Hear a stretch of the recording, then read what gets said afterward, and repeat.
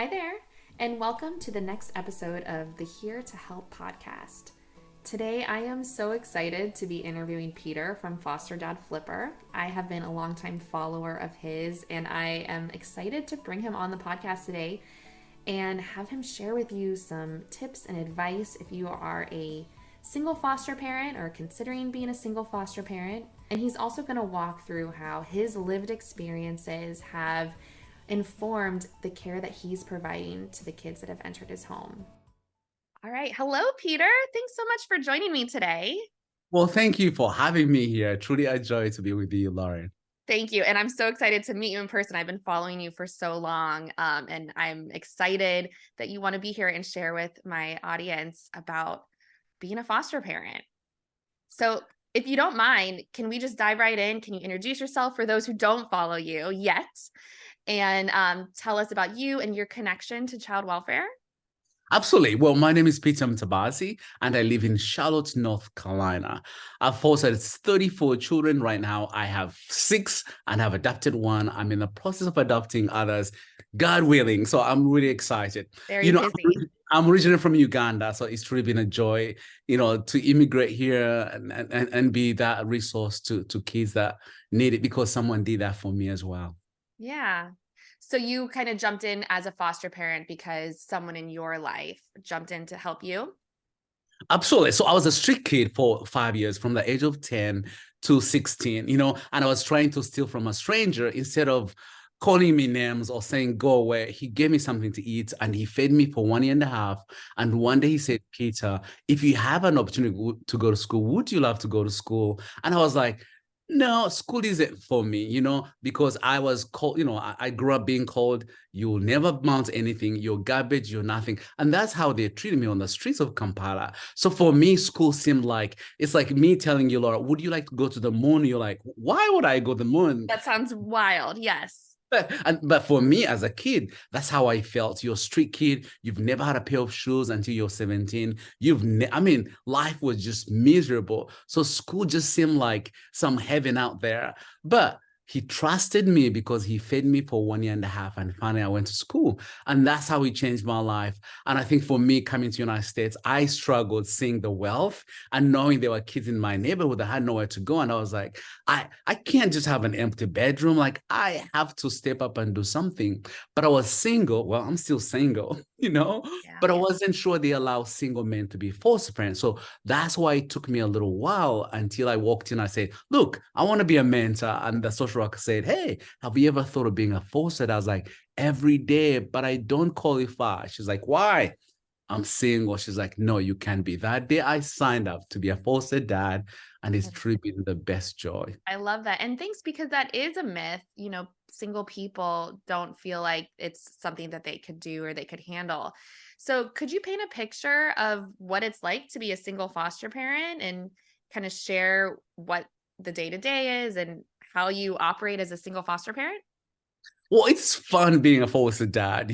For me, of course, it has a little different level. All my kids are Caucasian and I'm Black guy, so that has a different layer everywhere we go. Mhm. But it's been a joy for me to have kids that love to have a dad. Like, they've never had a dad. So having dad is kind of, a joy for them. And that for me has been really, really a joy. But two, I've had help, Yeah.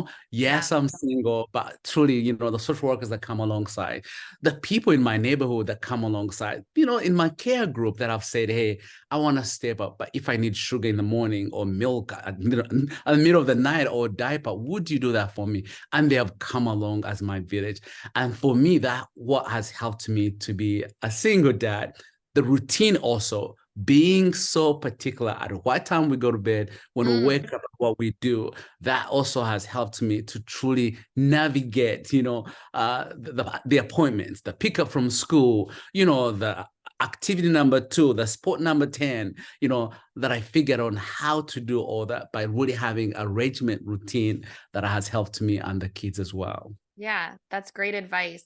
May I ask, how did you ask for help? Like, you said your community, your neighbors, some people just don't even have the words. Like, what did you say, if you can remember, to kind of gather support? Well, for me, it took me a while. So at first, I had care group. I went to church. Everyone was like, "We can help you." Mm, Every time I asked, "Hey, you said you can help," but no one ever showed up. And I was like, "Okay, I have to be particular of what I'm looking for, mm. but also." In some way, intentionally ask, like, hey, I'm not asking you to help me every day, but sometimes I get kids at night, or I cannot go to the grocery when milk is gone. Would you mind if I call you to provide for me milk? And they're like, Okay. absolutely. I have teenagers. I've thought through, hey, I know you young men who are, they're in the professional, but they play video games. And I figured, hey, if you can take my kids to do things you love to do, that's kind of not extra work. That's more like, yeah, join me at video game. And that tool really helped to have mentors and people who never thought of Fostercare in some way Yeah, find ways on how they can come alongside. absolutely. So being specific and kind of introducing small tasks along the way. I love that. And tell people, hey, don't ask me when I need food, but when you're at the store, just say, hey, do you need milk or do you need sugar? And I'll tell you what I need. But to wait for me to call you, that isn't possible. Oh, that is a good point. If someone called me and was like, "Hey, I'm at Target. What do you need?" I can like very quickly be like, "You know what? I need to, can you grab some of those bananas that, my kid will only eat bananas." But, that's really good advice. And then you also said, setting up that routine and really being kind of strict. I don't know if that's the right word, but like very clear in what that routine and schedule is. I'm guessing to make things predictable for you. But how did you end up there? Did you start just kind of knowing that you needed to do that? Or were there some missteps along the way that you realized we Oh, need to yeah. change something?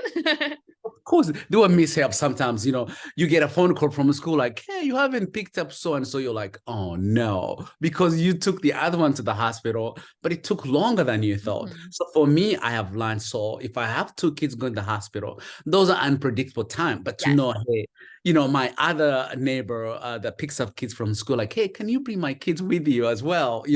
All my other foster parents that we kind of work hand in hand for kids who go to the same school, yes, there was some, also, I think I realized my kids would get tense for not knowing what was next. So by Absolutely. letting them know, hey, this day we do this day I pick you up, this day, that was helpful for kids not feel like that they were struggling or afraid of someone is not going to show up. That I really had to really write it down so they can see. And that really was easy for me. They remind me, but also they anticipate, they know what's coming. I love that. Great advice. I love that. What advice would you give to someone who's thinking about fostering, who maybe is a single parent? What would you tell them? Oh well, look, if I can do it, anyone can do it. I Yeah. didn't know how to cook. I didn't know kids go to the hospital five times a day. Well, no, 5 times a week. I didn't know they go to dentist every 6 months. Like, oh, I had no clue. Mhm. Again, coming from Africa, a different culture, that I went to the dentist when I was 21 the first time. Yeah. So Mhm. I had to learn along the way, and that really helped me by asking questions, but also in some way that I had to be humble and say, hey, I don't know one, two, three, four. Would you help me how I can do it? You know, Yeah. that helped me.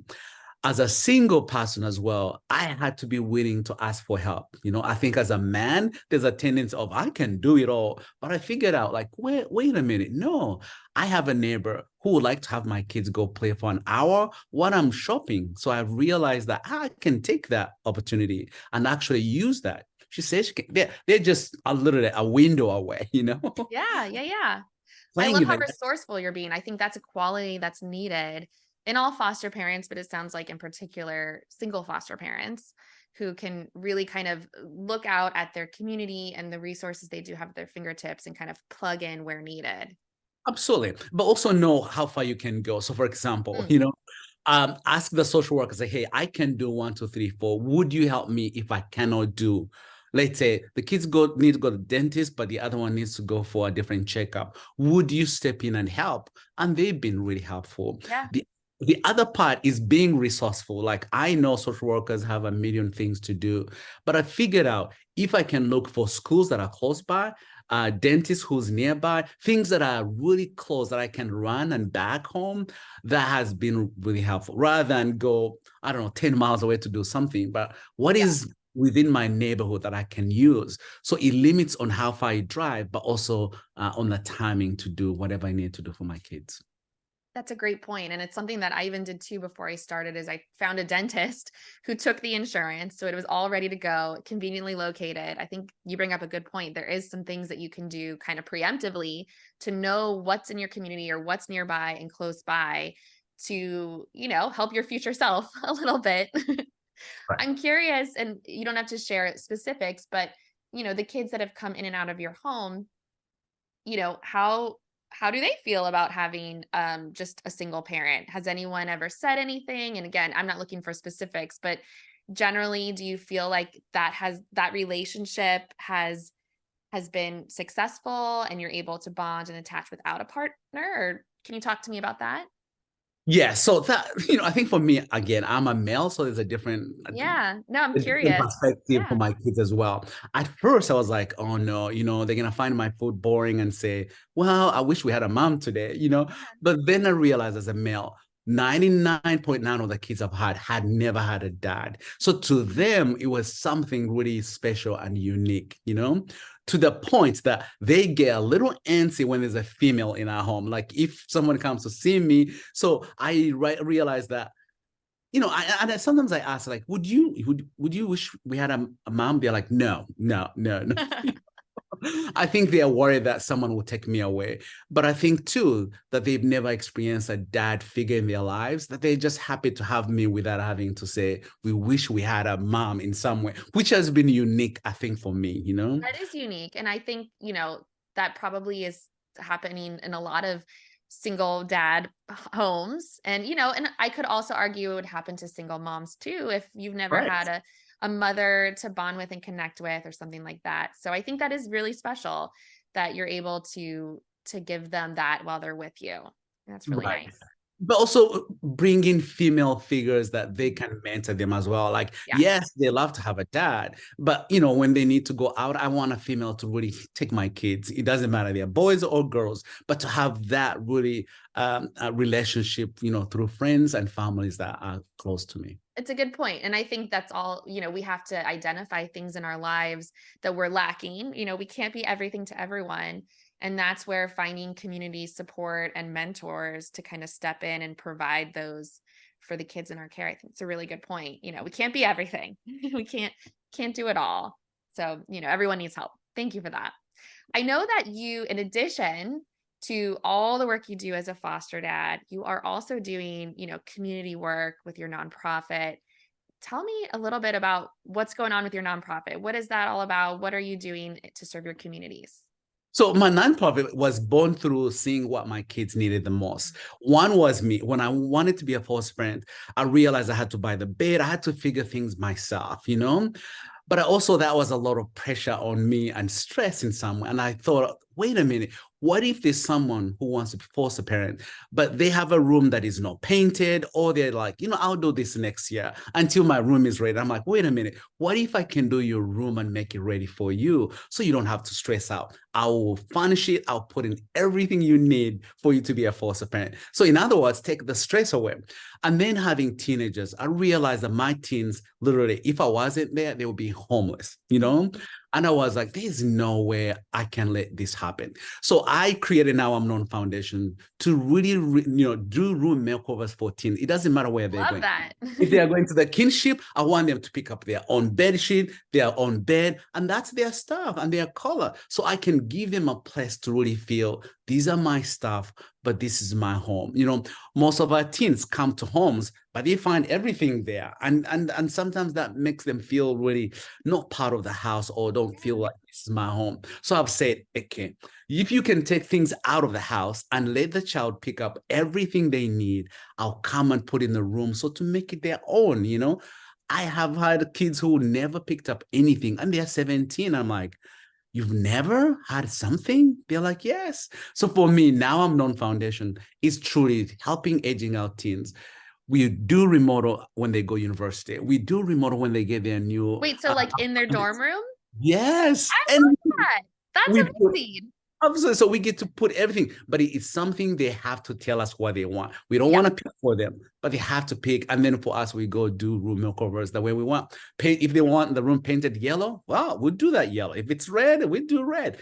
Just things for them that they've never had before is what Mhm. we love to do. So edging out and also foster parents. You have 7 kids, but there's one den that isn't finished. Well, but how can we finish it for you so your kids can have a place to play? That Yeah. is what I'm passionate about. I love that. That is such a unique concept too. We hear a lot about, maybe transition age youth kind of apartment buildings and the services, or they get some funding like a stipend or something to help them get started. But all the stuff that goes into the apartment, making it their own, making them feel safe and nurtured and comforted within their new home, like that's not there. Often they don't have any, you walk in and there isn't much there to make them Yeah, feel safe and yeah, and nurtured. right. But sometimes they don't even know where to go get that. That is a good point. Yes, About a absolutely. bed. How Oh, would how you do you know, know? by the way? How would you know? Unless someone teaches you. Absolutely. Yes. Yeah, I remember when I went off to school, my mom put together my whole list. Like she took care of that for me, and that is I think something people take for granted because you wouldn't know that you all the things you need. That's such a good point. I notice when you like talk and on your website, you always talk about kids being seen, known, and heard. And I love that. And I kind of love that whole idea. So what can foster parents do to show that to kids, to show that they're seen and known and heard? Do you have any advice? Absolutely. I do have a little. So he's the difference though. I know how I like to be told, or when I need something, how I say it, but it's not always the same for our kids. Our kids with trauma say things differently, and that's for me what I'm teaching us as foster parents and as mentors who are in their lives to learn their language. If my kids are yelling and calling me names and not happy, sometimes I tell people, but they are that the only way I can let them know is to be hard. I have to listen. No matter what's coming, I don't like it, but I have to listen because for the first time, they're telling me what they feel, you know? Ah, So to love learn that. to put myself on the side and hear this child, what they're saying. Our kids cry, they can't talk, but most time they have feelings that they cannot really describe. So for us to say, I want you to be heard, in other words, to listen rather than always say, what's wrong with you? How dare you do that? Say, I want to listen. I want to listen to what it's feeling and then figure out how I can truly help this child. And I feel that is the best way I can know my kids, to let them be who they are. And in that, I get to make sure they are seen, they are heard, and they are known. When my kids have a bad day or have a rough day or visit with parents that didn't show up, when they're angry, yes, they have the right to. And for me to say, I agree with you. I validate those feelings. And sometimes that's how we get them to be seen and be heard. When you validate someone's feeling, they really know you hear them, but also that you see them, but also that you know them that Yeah. well. I think that's such great advice. I think that, as you said, everyone speaks a different language and kids are expressing in different ways, whether it's, upset and crying or screaming or hiding or using words that, are not typically heard from kids, but That's right. that's how they're communicating. And it's such a good point as we can like kind of take our own personal, reaction out and just be there to listen and to absorb what they're saying. That's such good advice. Right. And I think we see that play out in comments on videos and all the messages because everyone is showcasing their feelings in a different way. And us as foster parents, we have to be there to accept them all and all Right. of their feelings and All of them. everything everything they say. I think it's such great advice. It Mhm. sounds simple, but when you're in it, it's harder. So it's a great reminder. Absolutely. My kid, sometimes they'll go off, like off, and I say, would you like to go for ice cream? And they're like, yes, can we go now? And I'm like, whew, because I let Got them be there. hard. Yes, I let them be hard.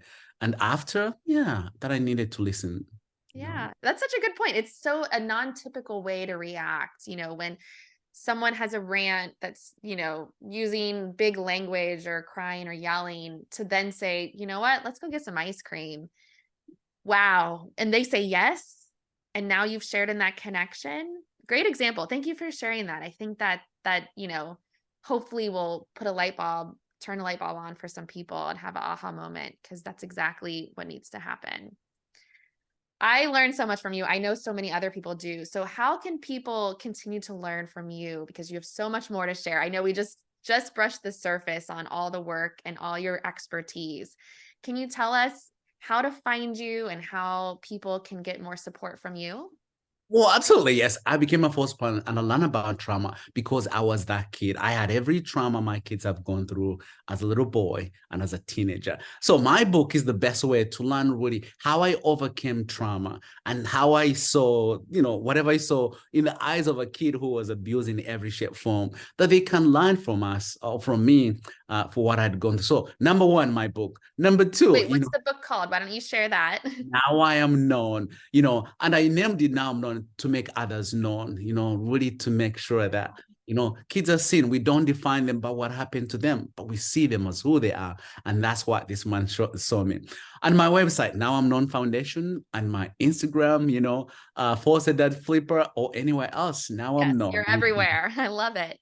Mhm. And I love your videos. They're entertaining. I love the energy, and you have so much to share. So thank you for taking the time today to share your expertise with the community. I know that you will definitely inspire many people to now consider being a foster parent as a single parent. So thank you for that, because we need everyone to step in to help.